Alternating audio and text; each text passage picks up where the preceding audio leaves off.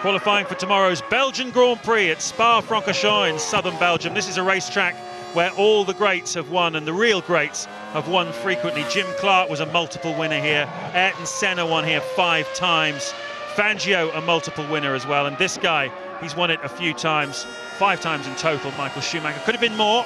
He was disqualified one year, and other incidents and accidents happened to him when he was in a commanding position. But the most amazing statistic of all probably is that this is the first time since 1996 that he's come to Spa not as a championship contender, Martin. And that must be hard to take, even though he knew it was probably going to be the case from some way out.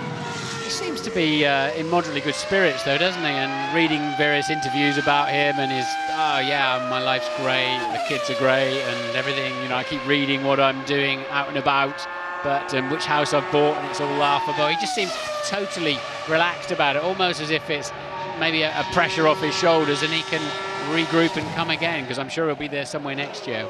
Well, he's brought his dog with him this weekend. Normally dogs are frowned on at racetracks, but if you're Michael Schumacher, your dog can go where he wishes. And when we were out on the track this morning, we found a Ferrari man actually walking the dog, which is obviously an interesting role to have within the organisation, wearing full Ferrari kit. But there we are. Michael Schumacher then carried #1 on his car for the last 5 years. He's going to have to give it to either Alonso or Raikkonen at the end of this season.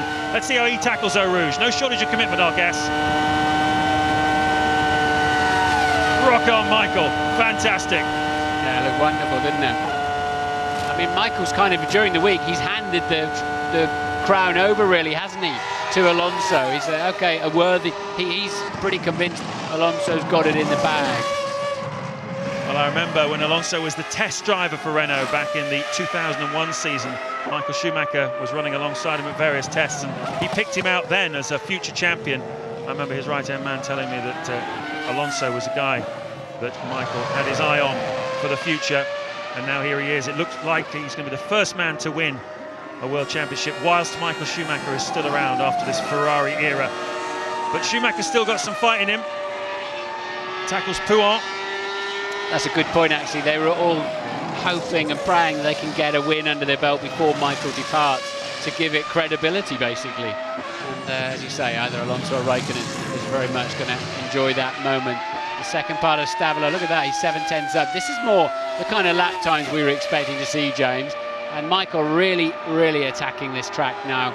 And you can't really see, I have to say, where he's any faster than Barrichello, particularly, other than Barrichello getting it slightly wrong at the hairpin.